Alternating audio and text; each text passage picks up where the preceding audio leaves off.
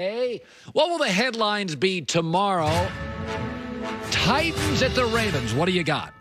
Fascinating game. You know, we've been on the Ravens slide for a little while, right, Colin? Yep. The headline will be Laction Jackson. Lamar Jackson and Baltimore really struggling. And again, we've been hammering away at this. And then last week in the monsoon, they did not look good in New England. Even if you don't want to kill them for that, we know that they're struggling to stop the run. Patriots, 173 yards on the ground last week. Calais Campbell injured, maybe out. Brandon Williams, nose tackle, probably out. And we know the Titans, they run the football more than Rudy Giuliani's hair dye runs down his face. Okay? Derrick Henry, second in the league in rushing. This guy is licking his chops for another. He had 182 on the ground last year in the playoffs against these Ravens.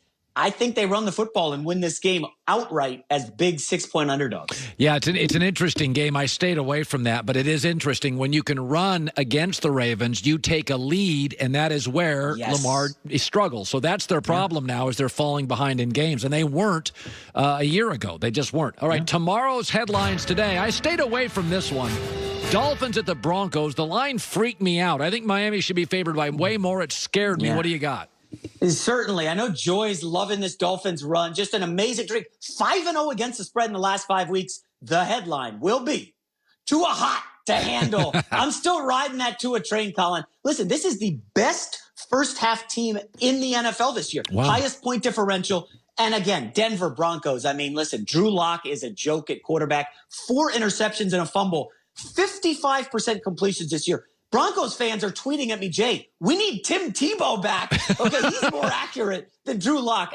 This Broncos team is a mash unit. This is the stat that scared me. Last week against the Raiders were down both starting tackles. The Broncos did not have one hit on the quarterback. Wow. Okay, not one. And if you're not going to pressure Tua, I don't know how you're beating them. I do think Tua could struggle at altitude. His first maybe cold weather game, you know, it's going to be like in the 40s. So low scoring, but I think Joy's Dolphins win again. I think they're winning the AFC East. Yeah, it is. It's a really good point. Tackles were out. Drew Lock is.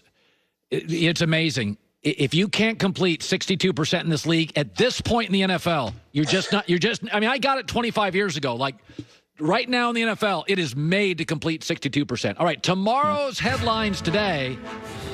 Packers at the Colts. I like the Colts here. You? Yes, I like the Colts early in the week, but then I saw some things, and the headline will be Rodgers sends Rivers packing. I'm going with Green Bay here. A little bit of a change of heart on my part, and a lot of it has to do with Devontae Adams. Looks like he's going to be okay. He missed practice Thursday.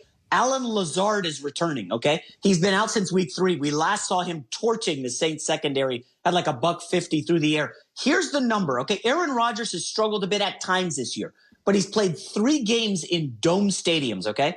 12 touchdowns, 0 interceptions, 73% completions, okay? That is a little bit scary. And if you look at the Colts, you're like, their defense is great. Okay, I get that. But who have they faced? Colin, the best quarterbacks they've faced? Kirk Cousins, and that was in week 2 or 3. And then Ryan Tannehill. This is a big step up in class against Aaron Rodgers. I just have a weird feeling that the Packers come out and are like, hey, we saw the Seahawks win. We saw their schedule. We've got to keep pace. We want that number 1 seed. I think the Packers here dominate. And the matchup to watch, Colin, okay, Xavier Rhodes is the best cornerback for the Colts, right? Playing great. Where was he before this? He was in Minnesota, and the Packers dominated him. Devontae Adams head-to-head just destroyed Xavier Rhodes. You can look up the numbers. I think the Packers open a can here and really have a strong performance against the Colts. Good stuff. Tomorrow's headlines today. Chiefs looking for revenge at the Raiders.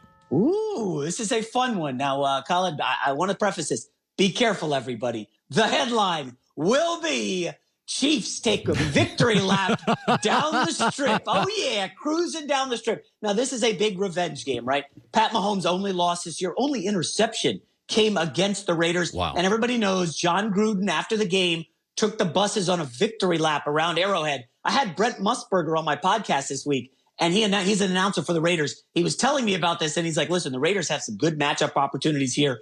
And then you see the COVID list, and Cleveland Farrell, their best defensive lineman, pressured Mahomes 9 times in that earlier meeting. He's out. Their slot cornerback, he's out. And you start to look at it, you're like, oh, boy. Revenge game. Andy Reid, 18-3 off of a bye straight up. Colin, I can't make a case for the Raiders here. I do think the Chiefs win big in Vegas. Yeah, the line was tastier earlier in the week. It was 6.5, now 8.5. But I still think with Mahomes, 8.5 doesn't scare me. And remember that the total for this game, 56.5, which proves once again that everybody scores in Las Vegas. Everyone. Tomorrow's headlines today, finally. Rams at Tom Brady and the Bucs. Tremendous game, Monday Night Football. Yeah. Maybe we'll get together if the governor of California allows it. We'll watch this game. The headline will be Brady stays up past bedtime to beat the Rams. And listen, Tom Brady's primetime woes this year, they're a thing, Colin. Okay, 3 primetime games. I know you and Joy touched on it this week. They haven't covered the spread in either of them. And then I started to read about Tom Brady. We know he's psychotic about his diet. This is a guy who goes to bed at 9 o'clock at night. I'm not even making this up. Okay, 9 o'clock bedtime. He takes naps during the day. So what does Bruce Arians do this week? We're holding practice at 8 o'clock at night, just so you guys don't have a big screw up here against the Rams. And I do think finally the Bucs break through. Quick word on the Rams. And we talked about this with Carissa Thompson on Monday. This Andrew Whitworth injury is massive for the Rams. Heart and soul of that team. Veteran left tackle. What do the Bucs do better than almost anybody in the league? Blitz the quarterback, bum rush with those great linebackers. I think Goff could be in for a long night. I'm taking the Bucs here to win at home on Monday Night Football. Fox Sports Radio tomorrow. Jason will be on 10 to 1 Eastern. It's always a really well-prepared show. J-Mac, it's good seeing you as always, buddy. All right, you too, man. So we both like the Chiefs. We both like the Bucs. He went in on the Dolphins. You know, the Dolphins one makes me think I should have taken it. But sometimes, I've said this before, once or twice a year, I will see a number in Vegas and go, I don't get it. And it was the Dolphins number. And I said to you, Denver's got a backup quarterback. And it's a 3.5 point spread. It should be a 6-7 point spread. And you would think I would run to it. But I've been burned so many times thinking I know more than Vegas. So Vegas is telling you this is going to be a close game. My initial reaction is this is going to be dominating performance by Miami. I think the Dolphins will still play well, but they're probably just thinking it's his first time playing in elevation. And cold. And it's cold, yes. Do it.